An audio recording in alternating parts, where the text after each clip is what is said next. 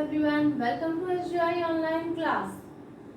बच्चों, आज मैं आपको हिंदी भाषा के अंतर्गत पाठ 4 लिंग पढ़ाने जा रही हूँ।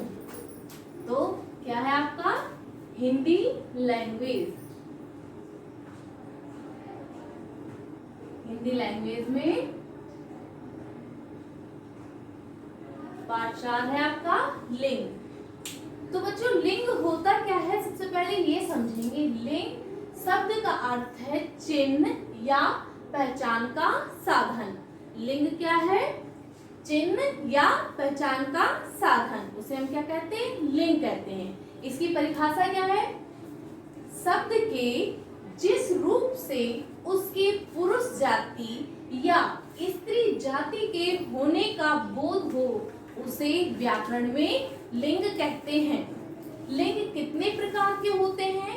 तो बच्चों, लिंग 2 प्रकार के होते हैं, स्त्रीलिंग और पुल्लिंग। स्त्रीलिंग और पुल्लिंग 2 आपके भेद हो गए लिंग के। अब पुल्लिंग क्या है? पुल्लिंग उसे कहते हैं या वो कहलाते हैं जिनसे पुरुष जाति के होने का बोध होता है, तो उन शब्दों को हम पुल्लिंग कहते हैं। स्त्रीलिंग किसे कहते हैं? स्त्रीलिंग वे शब्द जिनसे हमें स्त्री जाति होने का बोध होता है, उसे हम स्त्रीलिंग कहते हैं। तो आइए बच्चों, हम पुल्लिंग जो शब्द हैं उनकी पहचान के कुछ नियमों को पढ़ करके समझेंगे। पहला नियम है देशों के नाम। तो कुछ ऐसे ये शब्द जो हैं, ऐसे चीजें हैं जो हमेशा पुल्लिंग में ही आते हैं। तो देशों के नाम में कौन से? जैसे भारत, अमेरिका, नेपाल, भूटान आदि, ये सारे किसके? देशों के नाम के अंतर्गत आते हैं और ये पुल्लिंग में है। इसके बाद इसके अंतर्गत आते हैं पर्वतों के नाम। तो जो पर्वतों के नाम है, जैसे आपका हिमाचल हुआ, कैलाश हुआ, विंध्याचल हुआ, ये सारे किसके अंतर्गत आते हैं? पुल्लिंग के अंतर्गत। इसके बाद प्रायः भारी, मोटी, विशाल वस्तुएं जितनी भी होती हैं, जैसे रस्सा, टीला, पत्थर, गट्ठा आदि, ये सारे किसके अंतर्गत आएंगे?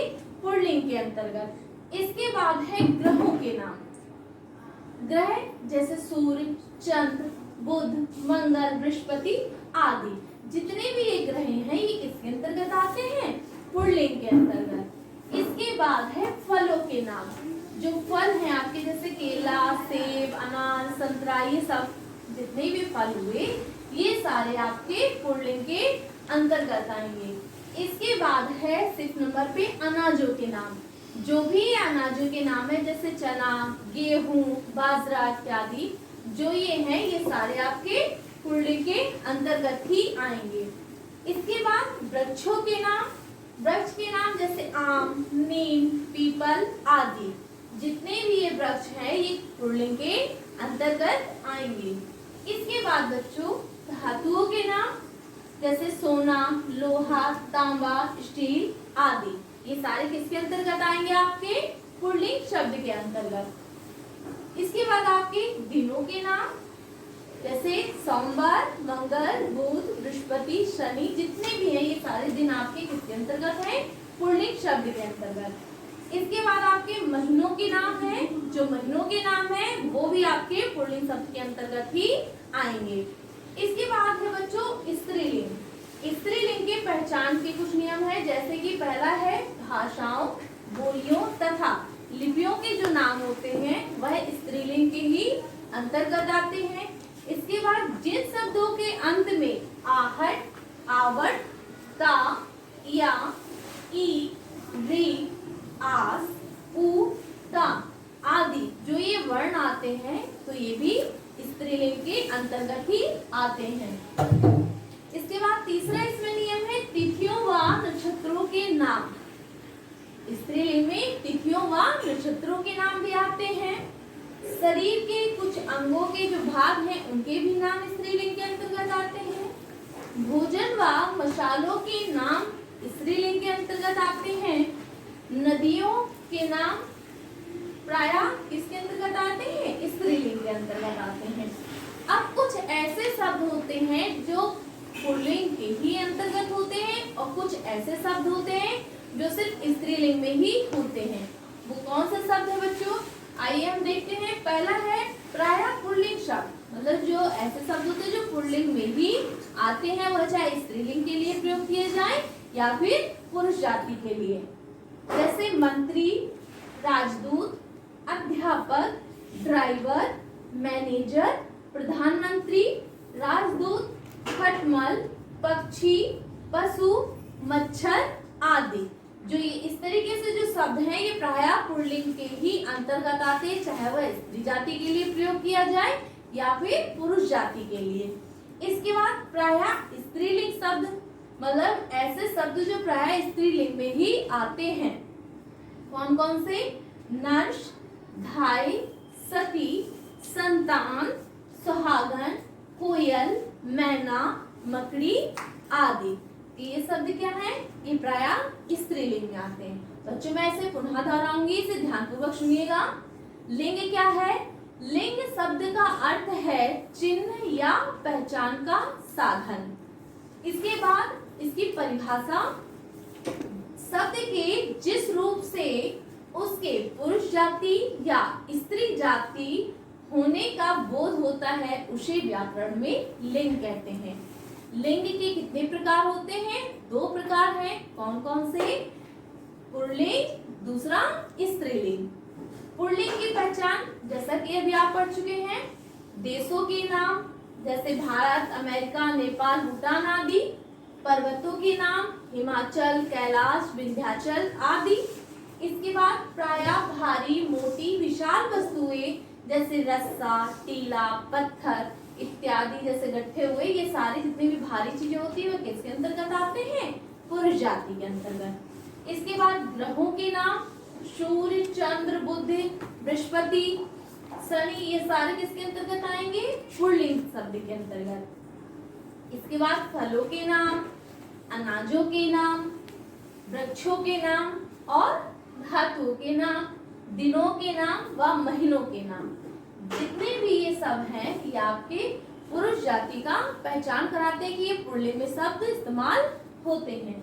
इसके बाद है बच्चों स्त्रीलिंग की पहचान। किन शब्दों से होती? जैसे जो भाषाएं, बोलियां, लिपियों के नाम जो होते हैं वह स्त्रीलिंग के अंतर्गत आते हैं। इसके बाद जिन शब्दों के अंत में आहट, आवट, ता, या, ई, री, आस, उ, ता आदि वर्ण आते हैं, ये स्त्रीलिंग में आते हैं। इसके बाद तिथियों के नाम, नक्षत्रों के नाम व शरीर के कुछ भागों के नाम, इसके साथ साथ भोजन व मसालों के नाम, नदियों के नाम, ये सभी किसमें आते हैं? स्त्रीलिंग में। इसके बाद बच्चों प्रायः जो पुल्लिंग में ही आते हैं ऐसे शब्द, चाहे वो किसी के लिए भी प्रयोग किए जाए, स्त्री जाति या पुरुष जाति के लिए, जैसे मंत्री, राजदूत, अध्यापक, ड्राइवर, मैनेजर, प्रधानमंत्री, राजदूत, खटमल, पक्षी, पशु, मच्छर आदि। जो ये शब्द है प्रायः पुल्लिंग में ही आते हैं। प्रायः स्त्रीलिंग में जो पाए जाने वाले शब्द हैं वे कौन से हैं? नर्स, धाई, सती, संतान, सुहागन, कोयल, मैना, मकड़ी आदि। तो ये शब्द प्रायः स्त्रीलिंग में आते हैं। तो बच्चों आप आज लिंग शब्द का अर्थ क्या है इसको समझेंगे, इसकी परिभाषा को याद करेंगे तथा लिंग के कितने भेद होते हैं उनको याद करते हुए उनकी पहचान में क्या अंतर होता है, किन शब्दों से हम पहचानते हैं कि ये प्रायः पुल्लिंग शब्द में आते हैं, ये प्रायः स्त्रीलिंग शब्द में आते हैं, इनको आप बहुत अच्छे से पढ़ेंगे, समझेंगे। आज के लिए इतना ही। Thank you students.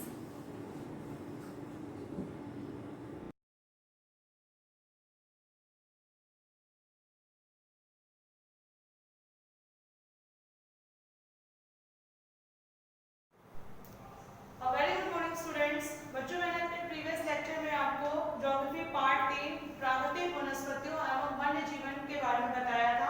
आज मैं इसी चैप्टर को कंटिन्यू करने जा रही हूँ। चैप्टर कंटिन्यू करने से पहले मैं अपने प्रीवियस लेक्चर का कुछ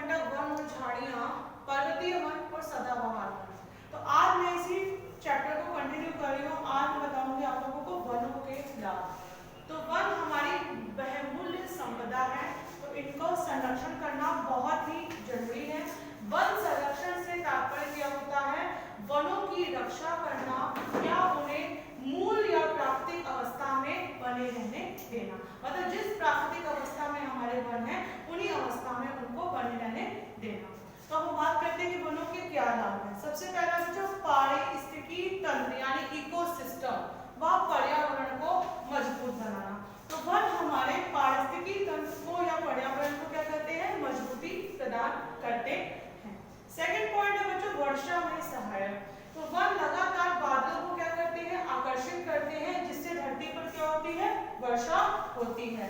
और अच्छी वर्षा होने से क्या होता है, खेती में पैदावार अच्छी होती है। तो दूसरा पॉइंट क्या हो गया बच्चों, वर्षा में सहायक। तीसरा क्या है पॉइंट, जमीन का कटाव रुक जाता है। तो वनों के कारण क्या होता है बच्चों, जमीन का कटाव क्या हो जाता है, रुक जाता है। जमीन का कटाव किस वजह से होता है, बहुत तेज पानी की वजह से, बहुत तेज हवा की वजह से क्या हो जाता है, हमारी मिट्टी की जो ऊपरी सतह होती है अपने स्थान से क्या हो जाती है, कट जाती है या छट जाती है, जिसको हम लोग मृदा अपरदन कहते हैं। तो वनों की वजह से क्या हो जाता है, जमीन का कटाव क्या हो जाता है, रुक जाता है।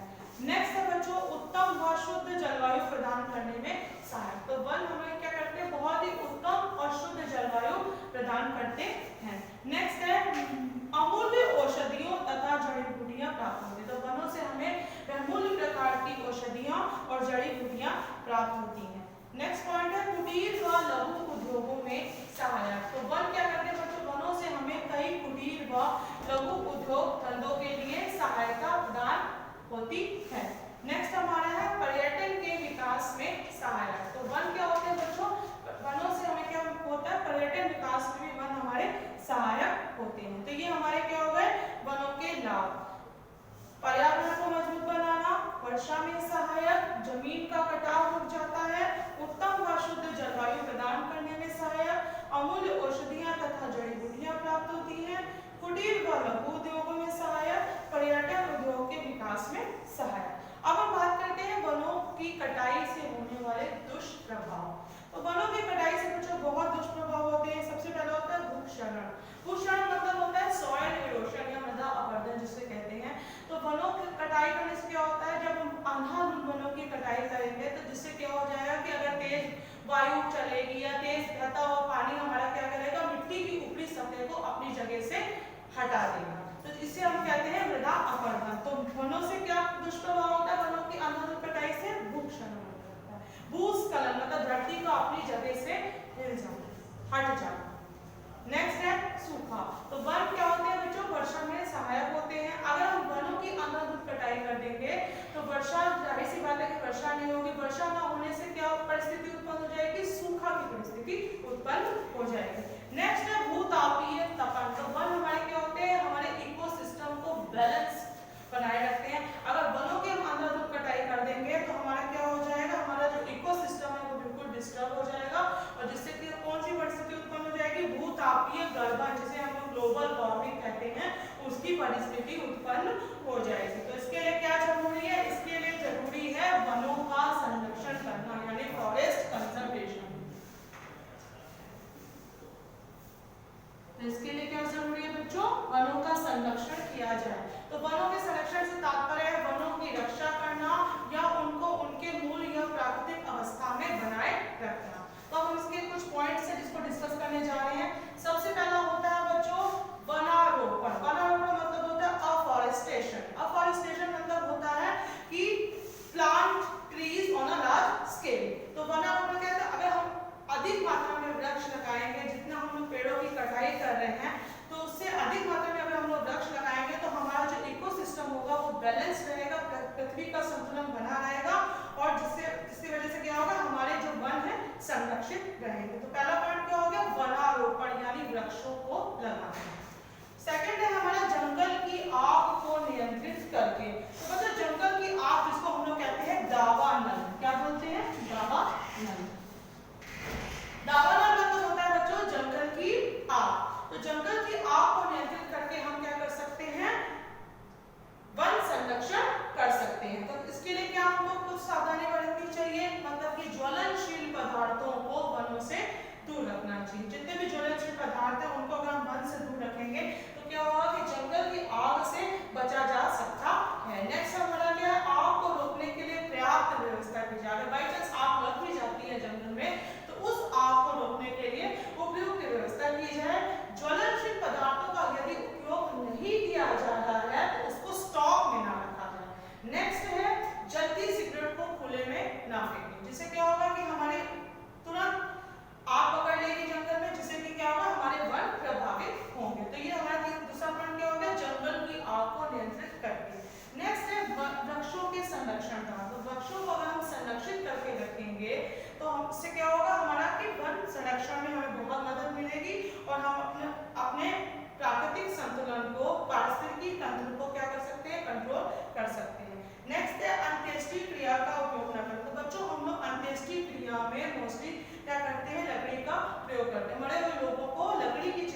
रखकर जलाया जाता है। तो हम अगर अंत्येष्टि क्रिया में लकड़ी का उपयोग ना करके गोबर से बनी हुई लकड़ी पर हम अगर अंत्येष्टि संस्कार करें तो उससे क्या होगा कि लकड़ी का अनुपयोग होने से बचा जा सकता है। तो जिससे क्या होगा, हमारे जो वन है वो संरक्षित रहेंगे। तो ये क्या होगा पॉइंट, अंत्येष्टि क्रिया में उपयोग ना करके। नेक्स्ट हमारा अवैध रूप से होने वाली कटाई को रोककर। तो जो हम लोग बहुत लार्ज स्केल में डिफॉरेस्टेशन करते हैं, डिफॉरेस्टेशन होता है कि अंधाधुंध वृक्षोन्मूलन, जिसको हिंदी में कहा जाता है, क्या कहा जाता है, वृक्षोन्मूलन, यानी वृक्षों का बड़े पैमाने पर काटा जाना। तो अवैध रूप से होने वाली अगर कटाई को हम लोग रोक देंगे तो इससे हम क्या कर सकते हैं, वनों को अच्छे तरीके से संरक्षित कर सकते हैं। नेक्स्ट हमारा पर्यटन के माध्यम से जागरूकता फैलाना। पर्यटन स्थल बना दिए जाए, अगर हम लोग फॉरेस्ट कंजर्व एरिया को अगर हम लोग टूरिज्म सेंटर बना दें तो उससे भी क्या होता है कि वनों की उपयोगिता के बारे में लोगों को बताया जा सकेगा, लोगों को जागरूक किया जा सकेगा, और जिससे क्या होगा कि वनों को अच्छे तरीके से संरक्षित किया जा सकता है। तो ये कुछ ऐसे उपाय हैं जिससे कि क्या होता है बच्चों, वनों का संरक्षण किया जा सकता है। तो बच्चों आज आपको मैंने क्या समझाया, आज मैंने आप लोगों को समझाया वनों के लाभ या वनों के महत्व। तो वनों के लाभ क्या होते हैं, पर्यावरण को मजबूत बनाना, वर्षा में सहायक, भूस्खलन को रोकना, उत्तम व शुद्ध जलवायु प्रदान करने में सहायक, अमूल्य औषधियां तथा जड़ी बूटियां प्राप्त होती हैं, कुटीर व लघु उद्योगों में सहायक, पर्यटन उद्योग के विकास में सहायक। और दुष्प्रभाव क्या होते हैं वनों के, अंधाधुंध कटाई करने से क्या होता है, भूक्षरण हो जाता है, भूमि जल और वायु द्वारा क्या हो जाता है, भूक्षरण हो जाता है, सॉइल इरोजन होता है, भूस्खलन सूखा की परिस्थिति उत्पन्न हो जाना, भूतापीय गर्भन या ग्लोबल वार्मिंग। वन संरक्षण के क्या मैंने उपाय बताए बच्चों, सबसे पहला उपाय the most important factor is वनारोपण। वनारोपण यानी वृक्षों का लगाया जाना, जंगल की आग को नियंत्रित करना, वृक्षों के संरक्षण द्वारा, अंत्येष्टि क्रिया में उपयोग न करके, अवैध रूप से होने वाली कटाई को रोककर, और लास्ट हमारा क्या पॉइंट था, पर्यटन के विकास को बढ़ावा देकर हम वनों को सुरक्षित कर सकते हैं। Now that's all for today. I will continue this chapter in my next video.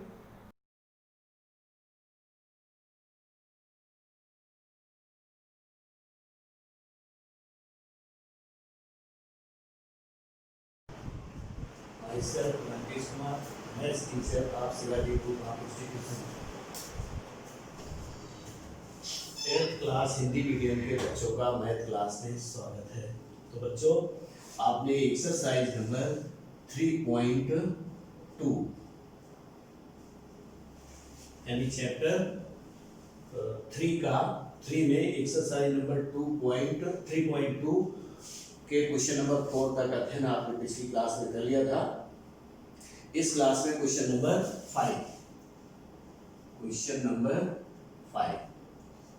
5 में आपके पार्ट हैं 6 पार्ट हैं। तो निम्नलिखित का मान ज्ञात कीजिए। निम्नलिखित का मान ज्ञात कीजिए।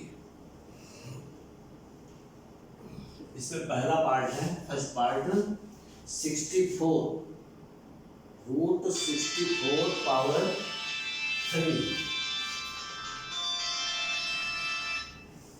रूट 64 होल पावर 1/3 इस तरीके से।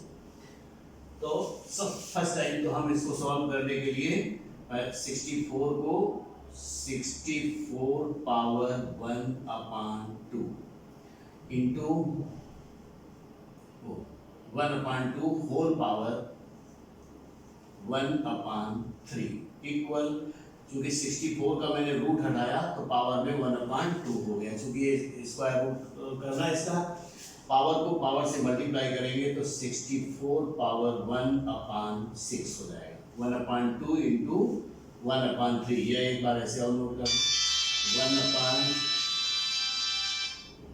1/2 into 1/3 equal 64 power 1/6 is equal to 2 power 6 अगर 64 के हम फैक्टर करते हैं तो 6 times 2 into 2 into 2 into 2 6 times होगा। तो अब हम इसको कह सकते हैं 2 पावर 6 होल पावर 1 अपान 6। अब फिर से पावर को पावर से मल्टीप्लाई करेंगे तो equals to 2 power 6 into 1 upon 6। इससे कैंसिल हो गया, equals to 2 power 1 equals to 2। Answer मिल गया। शायद समझ गए होंगे। इस तरीके से क्वेश्चन नंबर 5 का फर्स्ट पार्ट। सेकेंड पार्ट में है रूट 81। इसका सेकेंड पार्ट देखें। सेकेंड पार्ट में है 81 power 81 whole power 3 upon 4 minus 3 upon 4 minus 3 upon 4। तो फर्स्ट टाइम हम इस बेस को पावर 4 में चेंज करेंगे तो इक्वल हो जाएगा 3 power 4 whole power minus 3 upon 4। यानी 81 को हम 3 इंटू 3 इंटू 3 इंटू 3 4 टाइम्स कर सकते हैं, इसलिए 3 पावर 4 हो गया। और होल पावर में जैसा था वैसा ही नोट है। Equal 3 power 4 into minus 3 upon 4। 4 से 4 कैंसिल हो गया, इक्वल्स टू 3 पावर माइनस 3। इस पावर को पॉजिटिव करने के लिए इसका 1 अपान करना होगा, तो ये हो गया 1 अपान 3 पावर 3। पावर पॉजिटिव हो गया, equal 1 upon 3 into 3 into 3 equals to 1 upon 27। और ये इसका आंसर हो गया। तो फर्स्ट पार्ट और सेकेंड पार्ट आपका कंप्लीट हो गया। थर्ड पार्ट में है 243 के होल पावर माइनस 2 अपान 5। तो 243 को हम घात 5 में बदलेंगे संख्या को, और 5 से पावर का गुणा कर देंगे तो पावर कैंसिल हो जाएगा। फिर आपका जैसे फोर्थ पार्ट, एक फोर्थ बता दूं और एक फिफ्थ बता दूं। फोर्थ पार्ट है इसका। फोर्थ पार्ट में है 256 के घात माइनस 3/4। 256 के होल घात माइनस 3/4। फिर से हम 256 को घात 4 में बदलेंगे। तो हमें मालूम है कि ये 256 16 इंटू 16 यानी 16 का स्क्वायर है, और एक 16 के फैक्टर होते हैं 4 इंटू 4। तो 4 को 4 टाइम्स हो गया, 4 पावर 4। 256 को अगर हम घात 4 में बदलेंगे तो घात 4 हो जाएगा, और power minus 3 upon 4 equals to 4 power 4 into minus 3 upon 4। 4 से 4 कैंसिल हो गया, इक्वल क्या मिल गया 4 पावर माइनस 3। अब हम अगर इसकी पावर को पॉजिटिव करेंगे तभी तो हम इसका सॉल्व कर पाएंगे।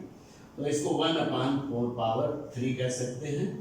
1 अपान 4 इंटू 4 इंटू 4 और इक्वल्स टू 1 अपान 4 चौको 16 चौको 64। और ये आंसर मिल गया। शायद आ गया होगा, ये 1 है। तो क्वेश्चन नंबर 5 का फिफ्थ पार्ट एक और दे लीजिए, या 6 देख लीजिए। 6 पार्ट, क्योंकि वो फ्रैक्शन में है, बाकी सब है इसी तरीके से। ये फ्रैक्शन में है 125 के होल घात माइनस 1/3। 125 के घात में माइनस 1/3 और अपान बटे में है 256 के घात माइनस 256 के घात में माइनस 1/4 माइनस 1/4। तो इक्वल, अब हम 125 को आधार 3 पर बदल दें तो हो गया 5 के घात 3, यानी 3 बार 5 गुणा 5 गुणा 5 बराबर 125 होता है।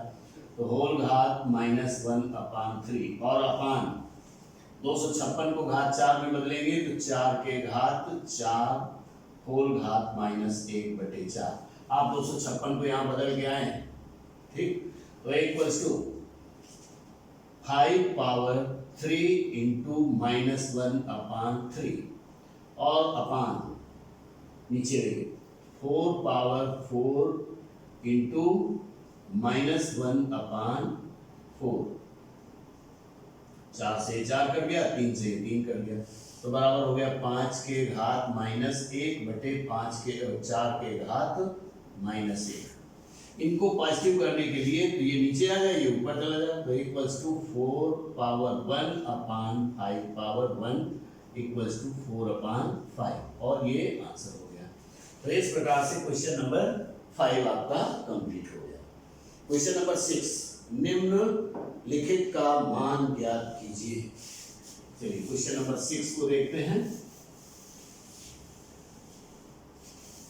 निम्नलिखित का मान ज्ञात कीजिए, ये 6 नंबर है, क्वेश्चन नंबर 6।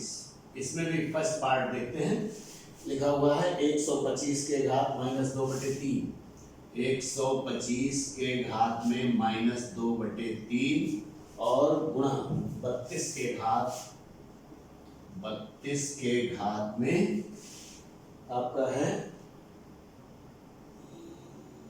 -3 बटे 5, -3 बटे 5। तो इसमें भी हमको पहले 125 को घात 3 में बदल देना चाहिए, क्योंकि इस 3 को हटाना है। तो 5 के घात 3 होल घात -2 बटे 3। 125 को हम 5 गुणा 5 गुणा 5 या 5 के घात 3 लिख सकते हैं। और फिर ये गुणा 32 को घात 5 में तो आधार 2 पर होगा, तो 2 के घात 5 और होल घात -3 बटे 5। घात का घात में गुणा करेंगे तो 5 के घात में 3 गुणा -2 बटे 3 और गुणा 2 के घात में 5 गुणा -3 बटे 5। तो 3 से 3 कट गया, 5 से 5 कट गया। फिर बराबर 5 के घात -2 गुणा 2 के घात -3। अब दोनों संख्याओं के घातों को प्लस में करना है, तो बराबर 1/5 के घात 2 गुणा 2 के घात 3 बराबर 1/5 को अगर 2 बार करेंगे तो हो जाएगा 5 गुणा 5 और 2 को 3 बार, तो 2 गुणा 2 गुणा 2। सभी का गुणा कर दें तो 55 25 दूनी 50 दूनी 100 दोनों 200, तो 1/200 ये आंसर मिल गया।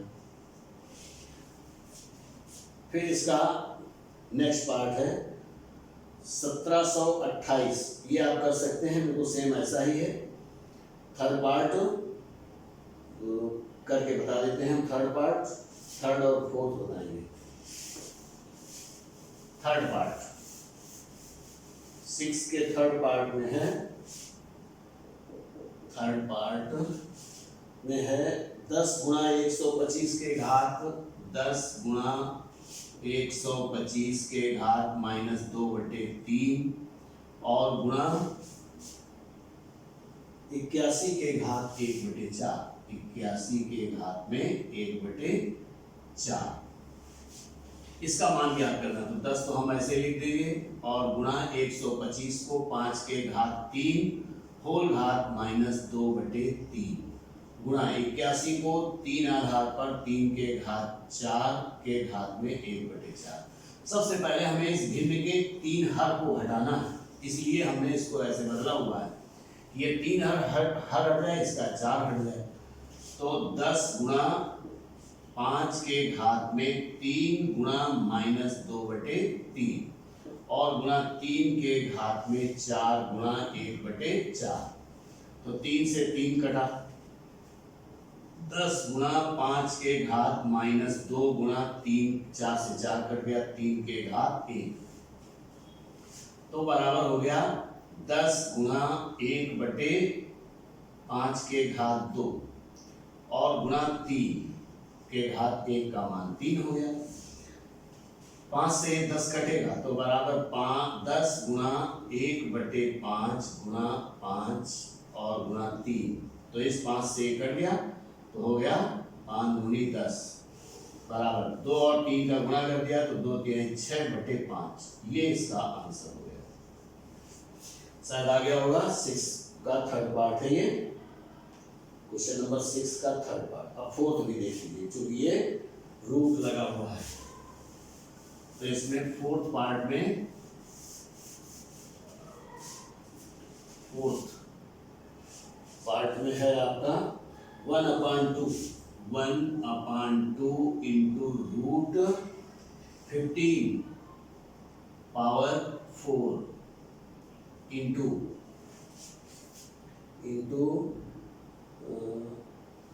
36 के घात 3/2 36 के घात में 3/2। तो पहले तो ये रूट हटाएंगे तो 1/2 गुणा 15 के घात में 1/2 रूट हटा, इसका मान 1/2 इधर आ गया और होल घात में 4 और गुणा 36 2 ये हटाना है तो 6 के घात 2 और होल घात 3/2। तो फिर बराबर 1/2 जैसा है वैसे लिख दिया। 15 के घात में 1/2 गुणा 4 गुणा 15 के घात में 1/2 गुणा 4 और गुणा इसमें 6 के घात में 2 गुणा 3/2। तो बराबर 1/2 गुणा 2 दूनी 4 तो 15 के घात 2 15 के घात 2 और गुणा 2 से 2 कट गया 6 के घात 3 बराबर इसमें से 1/2 गुणा 15 के घात 2 का मान 15 15 हम 225 और गुणा 6 का 3 बार गुणा करेंगे 6 गुणा 6 गुणा 6 तो 6 36 छक्का 216 इससे हम कैंसिल कर देंगे तो 108। अब 108 का गुणा इसमें कर दें यानी 225 गुणा 108 बराबर तो इधर कर लेते हैं 8 पंचे 40 और 8 दूनी 16 4 20 और 8 दूनी 16 2 18 और फिर 0 0 फिर होगा 225 तो 5 2 2 0 0 8 5 13 3 और 1 4 और 2 243 0 0 तो बराबर 243 0 0 और ये इसका आंसर हो गया। तो शायद समझ गए होंगे। अब ये दोनों पांचवा और छठवां आपका बिल्कुल सेम इसी तरीके से है। अब क्वेश्चन नंबर 7 में भी ऐसा ही है कि निम्नलिखित का मान ज्ञात कीजिए और अब इसमें भाग की संख्याएं हैं तो आपको मालूम ही है सरल करो, इसको हटा दीजिए, सरल करो इसका फर्स्ट पार्ट है सरल करो 625 के घात 1/2 भाग 625 के घात 1/4 625 के घात में 1/2 और भाग 625 के घात में 1/4 इससे भाग लेना है। तो आधार समान होने पर दूसरा नियम लागू हो रहा है इसमें, आधार समान होने पर भाग में घातें घटती हैं। तो बराबर 625 के घात में 1/2 माइनस 1/4 फिर बराबर 625 के घात में एलसीएम लेंगे यहाँ 2 और 4 का तो कितना 4 2 से भाग देंगे 2 बार जाएगा तो 2 एकम 2 माइनस 4 से भाग देंगे 1 बार जाएगा 1 का गुणा 1 में करेंगे तो इतना हो जाएगा। फिर बराबर 625 के घात में घटा दिया तो 1/4 2 में से 1 को घटा दिया तो 1 रह गया 1/4। अब बराबर 625 को हमें घात 4 के रूप में बदलना है चूंकि ये 4 हटाना है तो 5 के घात 4 बराबर बटे को पावर में 1/4 फिर बराबर अब घात का घात में गुणा कर देंगे तो 5 के घात 4 गुणा 1/4 से 4 कट गया बराबर 5 के घात 1 का मान 5 हो गया और ये आंसर हो गया। तो इसका सेकेंड पार्ट भी आप कर सकते हैं क्योंकि 90 के घात 1/3 भाग 90 के घात 1/3 बराबर बराबर संख्या है तो 1 आ रहा है। अब इसका थर्ड पार्ट देखते हैं। थर्ड पार्ट में लिखा हुआ है थर्ड पार्ट क्वेश्चन नंबर 7 का थर्ड पार्ट है 7 थर्ड पार्ट में है √38 पावर में 5 और भाग है रूट 16 का स्क्वायर और लास्ट में पावर है -2, यहाँ से पावर है इधर से ऐसे, यहाँ -2 है। तो इसका मतलब पहले हमें इन ब्रैकेट के अंदर को सॉल्व कर लेना है। तो हम 8 के घात 1/3 कहेंगे तभी तो रूट हटेगा। 8 के घात 1/3 और 4 घात 5 बड़ा ब्रैकेट भी लगाएंगे और डिवाइड, यहाँ कितना हो सकता है, पहले तो 16 के पावर में 1/2, 16 पावर 1/2, चूंकि इसका भी रूट हटाना है, और होल पावर 2 इसमें ऐसे, और टोटल का पावर -2। तो 8 अब 2 के पावर 3 कर दिया जाए तो हो गया 2 पावर 3 होल पावर 1/3 और इसके भी पावर में 5 और डिवाइड 16 पावर 1/2, तो इसको 4 पावर कर दिया जाए, 4 पावर 2 होल पावर 1/2 और इसका भी पावर है 2 होल पावर -2। तो 3 से ये 3 तो कट गया, तो ये बचा 2 के घात 5 और भाग का चिन्ह लगा दिया, इसमें भी ये 2 से 2 कट गया और 4 के घात 2, 4 के घात में 2 और होल घात -2 इक्वल 2 के घात 5, इसको भी आधार 2 पर लिख दिया जाए तो 2 के घात 5 भाग 2 के घात 4 होल घात -2 इक्वल्स टू, तो अब भाग में घातें घटती है, बेस समान हो गया आधार, भाग में घातें घटती है, तो 2 के घात में 5 - 4 होल घात -2 बराबर 5 घटा देंगे तो 2 के घात 1 बच गया, तो 2 के घात में -2 बराबर 1/2 के घात 2 बराबर 1/4 और ये आपका आंसर हो गया। तो बच्चों आपका क्वेश्चन नंबर 7 तक कंप्लीट हो गया। इस क्लास में बस इतना ही, आगे नेक्स्ट क्लास में थैंक यू।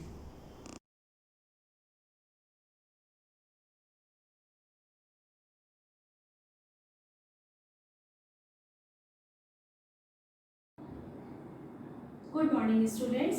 बच्चों क्लास 8H में आपके कंप्यूटर की क्लास है, हमारा चैप्टर नंबर 3 है MS पावर पॉइंट। पिछली क्लासेस में हम लोगों ने स्लाइड ट्रांजिशन क्या होता है, स्लाइड क्या होती है, स्लाइड में एनिमेशन इफेक्ट्स क्या होते हैं, और लास्ट क्लास में तो हम लोगों ने उसके एनिमेशन के जो एड इफेक्ट्स हैं, कस्टम एनिमेशन, ये सारी चीज़ें पढ़ी थी। आज हम लोग इसमें पावर पॉइंट में इम्पॉर्टेंट होता है, अगर आपका साउंड नहीं है तो फिर पावर पॉइंट का बहुत ज़्यादा मज़ा नहीं आता है। तो अगर हम लोग आज इसमें ये पढ़ेंगे कि स्लाइड ट्रांजिशन में साउंड इफेक्ट किस तरह से दिया जाता है। ठीक है बच्चों, तो पहली चीज़ तो ट्रांजिशन तो हम आप लोगों को पहले भी बता चुके थे कि एनिमेशन क्या होता है और ट्रांजिशन, ये दो कंसेप्ट बिल्कुल बहुत कंफ्यूज होने की ज़रूरत नहीं है, इनको ज़रूर समझ लीजिए। ट्रांजिशन जो होता है वो स्लाइड के लिए होता है, ठीक है, और एनिमेशन क्या होता है, जो स्लाइड के अंदर जो हमने लिखा है उसके लिए होगा, यानी कि जो उसका जो भी आप उसे पिक्चर डाले, जो कुछ भी लिख रहा है, सपोज मैंने ये लिखा है, ये 2 लाइनें हमने उसमें लिखी, तो ये उसको किस तरह से इफेक्ट है, तो वो अलग चीज़ होगा। यहाँ पे हम लोग स्लाइड ट्रांजिशन में साउंड इफेक्ट का क्या मतलब है, इसको करना है। तो अगर आपके में इनबिल्ट, अगर आपके में स्पीकर लगा हुआ है कंप्यूटर में, तो आपको वो साउंड इफेक्ट जो है वो सुनाई भी पड़ेगा। ठीक है, अगर स्पीकर वगैरह लगा हुआ है तो आपको वो साउंड, मतलब इसके लिए आपको स्पीकर की बहुत ज़रूरत पड़ती है कि साउंड इफेक्ट जो है वो आपको सुनाई पड़े। तो सबसे पहले तो हमको स्लाइड को सेलेक्ट करना है कि जिसमें हमको ये ट्रांजिशन देना है। ठीक है, उसके बाद अब आपका स्लाइड शो, हम लोग को पता है मेन मेन्यू में हमारा एक स्लाइड शो आता है, मतलब जो भी आपको उसमें लिखना आप लिख लीजिए पहले। अब ये है कि जब वो रिप्रेजेंट होगी तो वो कैसी आवाज़ करेगी, ये चीज़ है। ठीक है, तो स्लाइड शो में आपका, स्लाइड शो के अंदर आपका स्लाइड ट्रांजिशन होगा। आपको देखेंगे जैसे ही आप स्लाइड शो करेंगे, यहाँ पे आपको मैं ये स्क्रीन इसकी दिखा दे रही हूँ कि ये जब हमारी पावर पॉइंट की यहाँ पे सारे मेन्यूज होते हैं,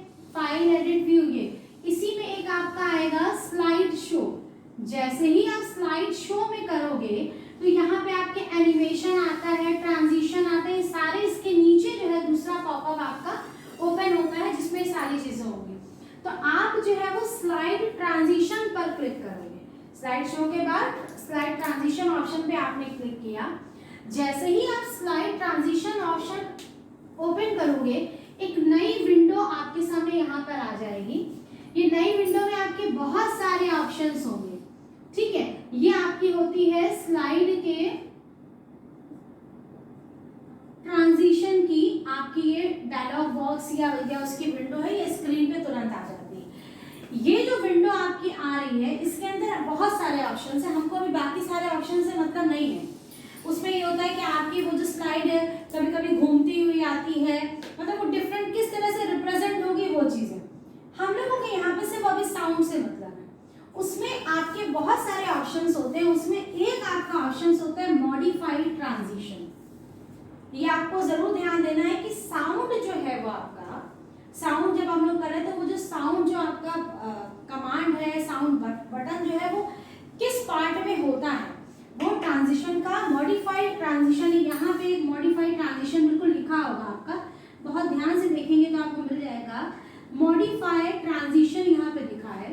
इसमें दो चीजें होती हैं, एक आपका यहाँ पे दिया होता है साउंड का सेकंड ऑप्शन होता है और एक उसमें ये होता है कि आपको स्पीड होती है। दो चीजें उसमें जरूर दी होती है, ठीक है। एक स्पीड होता है और एक साउंड होता है। हमको स्पीड से भी नहीं मतलब है कि मतलब उसमें ये होता है कि जो आपकी जो स्लाइड है वो स्लो है कि फास्ट है कि वेरी स्लो है कि वेरी फास्ट है, ये चीजें उसमें होती है। उससे फिलहाल अभी हमको मतलब नहीं, हमें सिर्फ साउंड से मतलब है।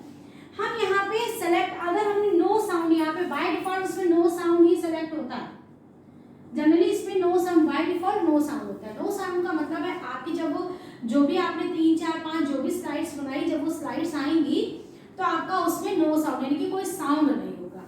लेकिन हमको तो साउंड सेलेक्ट करना है, तो हम क्या करेंगे, जो आपका मॉडिफाइड ट्रांजिशन है उसमें हमारा साउंड ड्रॉप डाउन लिस्ट में, ये मैंने आपको पहले बताया था, जो इस तरह का एरो ब्लैक ब्लैक बन के डार्क आता है, this is called the drop down list. Drop down list का मतलब क्या है कि जब आप इसको बटन को प्रेस करोगे तो इसमें भी बहुत सारी लिस्ट, आपके बहुत सारे ऑप्शंस हैं।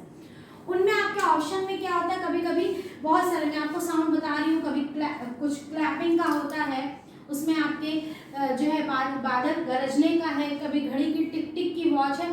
जनरली जैसे हम लोग अपने मोबाइल में अलार्म सेट करते हैं तो अलार्म में तुमने देखा होगा वॉइस में जैसे हम लोग कोई सॉन्ग डाल देते हैं, ठीक है, या आपने देखा होगा उसमें बहुत सारी, उसमें कभी कभी चिड़ियों की, बर्ड्स की आवाज़ चहचहाने की होती है, कभी बड़ी गरजने की आवाज़ है, तब हमारा अलार्म किस तरह से बोलेगा। तो बिल्कुल सेम वो साउंड हम लोग अलार्म का सेट करते हैं ना, अलार्म सेट करते हैं फिर उसका साउंड भी सेट करते हैं। सेम चीज़ यहाँ पर भी है कि जो साउंड है, no sound in the sense कि देयर इज नो साउंड या there is no sound on your slide, आपके स्लाइड में कोई साउंड नहीं होगा। लेकिन आप जब ये आप पॉपअप जो लिस्ट है आपकी, इस पॉपअप या जो पॉपअप डाउन लिस्ट है, इसको आप जैसे ही सेलेक्ट करोगे, या ड्रॉप डाउन लिस्ट है, इसमें आपके बहुत सारे ऑप्शंस होंगे। ये ऑप्शंस आप उसमें से कोई भी ऑप्शन आप सेलेक्ट करो। आपने अगर एक में किया है तो आप वहीं पे ओके प्रेस कर दो, सिंगल में हो जाएगा। लेकिन अगर आपको क्या है कि सभी स्लाइड में देना है कि आपने एक जो आपका है वो सभी स्लाइड में वही चीज आए, तो आप अप्लाई टू ऑल स्लाइड कर दोगे, ठीक है। तो यहाँ पे इसी में ही लास्ट में यहाँ पे बटन बना होता है अप्लाई टू ऑल, ठीक। अप्लाई टू ऑल के बाद आपको प्ले का भी इसी में एक बटन यहाँ पे दिया होता है। उस प्ले बटन पे जैसे क्लिक करोगे तो आपको ये जो स्लाइड है वो किस तरह का आपका रिस्पॉन्स दे रही है वो आपको दिखाई पड़ेगा। इसका मैं एक एग्जाम्पल भी आपको बता सकती हूँ कि जनरली जैसे हम लोग कभी कभी कोई सीरियल वगैरह देखते हैं तो हम देखते हैं ना कि जैसे वो आपने कोई, या हम लोग स्कूल में ही जब प्रोग्राम होता है तो सिंपल से, जैसे सिंपल मान लीजिए कि कोई जंगल का सीन दिखाया है और एकदम से शेर की दहाड़ने की आवाज आई, तो वो क्या, वो साउंड पीछे से डाला गया ना, कि उन्होंने देखा कि ऐसा एटमॉस्फेयर है जंगल वाला, तो उन्होंने पीछे से शेर की आवाज दहाड़ने की डाली, तो वो साउंड इंसर्ट किया गया। फिर क्या हो गया कि जैसे मॉर्निंग का सीन होता है तो उसमें चिड़ियों के चहकने की आवाज डाल दी गई, तो वो क्या, वो हम लोगों ने साउंड जैसा एनवायरनमेंट है उसके अकॉर्डिंगली डाली। तो यहाँ पर भी वही, जिसमें बहुत सारे आपके साउंड्स पड़े, जो आप सेलेक्ट करोगे वो होगा। तो इस तरह से आपका अप्लाई टू ऑल स्लाइड का मतलब अगर हो गया कि अगर आप सारी जितनी भी आपने 10 स्लाइड्स बनाई तो सब में आपका वही साउंड आ जाएगा। अगर आप सिंगल में करना चाहते हो तो उसमें वो ऑप्शन दिया रहेगा, और आप प्ले के थ्रू आप उसको चेक भी कर सकते हो। तो इस तरह से हमारा जो है वो स्लाइड ट्रांजिशन में साउंड इफेक्ट हो सकता है। मेन चीज बस इसमें आपको ये ध्यान रखनी है कि स्लाइड शो में स्लाइड ट्रांजिशन में गए और वहां पे आपका मॉडिफाइड ट्रांजिशन है जिसके अंदर आपका साउंड आपको बटन अवेलेबल होगा और वहां से सेलेक्ट करना। बस इतनी चीजें आपको ध्यान रखनी है। तो बच्चों आपका ये टॉपिक फिनिश हो गया। अब हम लोग जो है एक्सरसाइज में एक्सरसाइज करेंगे। बच्चों ये हमारे चैप्टर नंबर 3 की एक्सरसाइज है, जिसमें पहला आपका ये है कि सही विकल्प पर सही का निशान लगाना। ठीक है, आपको 4 ऑप्शंस दिए होंगे और उसमें आपको जो सही है उस पर टिक लगाना है। स्लाइड शो के समय पिछली स्लाइड पर जाने के लिए हम लोग इनमें से कौन सा बटन दबाते हैं? पी, बायां तीर, ऊपर का तीर, इनमें से सभी। आंसर आपका ये सारे ऑप्शन पी भी होता है, मतलब प्रीवियस, पी फॉर प्रीवियस, बायां माने जो इस साइड की तरफ होगा। ठीक है, पिछला जाने के लिए। ऊपर में भी यही हुआ कि पिछला जाने के लिए। तो आपका जो सही ऑप्शन है इनमें से सभी वो राइट है। उसके बाद ट्रांजिशन ऑब्लिक एनिमेशन इफेक्ट में से निम्न में से कौन सी स्पीड, निम्न में से किसमें स्पीड नहीं हो, कौन सी स्पीड नहीं है? ठीक है, ट्रांजिशन जैसे अभी हम लोगों ने जो पढ़ा था कि ट्रांजिशन और एनिमेशन में मैंने कहा था एक ऑप्शन आपका होता है मॉडिफाइड ट्रांजिशन में जिसमें होता है स्पीड। स्पीड में कौन सा ऑप्शन नहीं होता है? फास्ट उसमें होता है, मीडियम होता है, स्लो होता है, बट वेरी स्लो नहीं होता है। ठीक है, तो ये ऑप्शन आपका सही है। ठीक, थर्ड आपका है किसी वस्तु के प्रकट होते समय कौन सा एनिमेशन इफेक्ट या एनिमेशन प्रभाव लागू किया जाता है? कल हम लोगों ने पिछले जो लेक्चर था हमारा उसमें हम लोगों ने कस्टम एनिमेशन में एड इफेक्ट में 4 आपके इफेक्ट थे, एंट्रेंस, एम्फेसिस, एग्जिट और मोशन पाथ। हमने बताया था एंट्रेंस जो होता है वो स्टार्टिंग में, यानी कि जब कोई भी वस्तु प्रकट हो रही हो उस समय अगर जो इफेक्ट देते हैं उसको हम लोग कहते हैं एंट्रेंस इफेक्ट। ठीक है, तो यहाँ पर आपका जो ऑप्शन होगा वो आपका होगा एंट्रेंस इफेक्ट। तो बच्चों आपका इस तरह से आज हमारे टॉपिक यहीं पे खत्म होता है। Thank you, have a nice day.